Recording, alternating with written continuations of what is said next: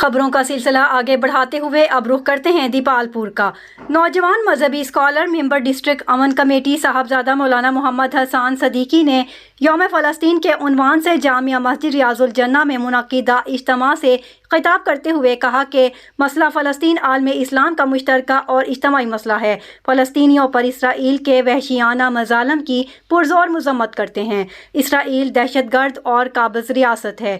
پوری امت مسلمہ مسجد اقصیٰ اور مظلوم فلسطینیوں کی آزادی اور اسرائیل کی بربادی کے لیے متحد ہو کر آواز بلند کریں۔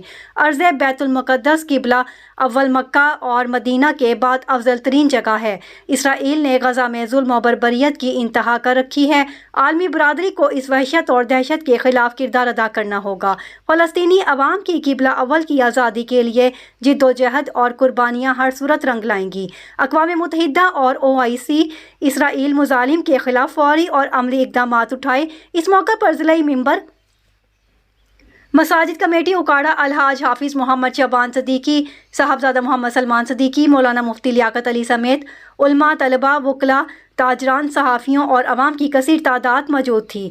ہمیں رپورٹ کی ہے ہمارے بیورو چیف پنجاب چودھری مجاہد محمود نے۔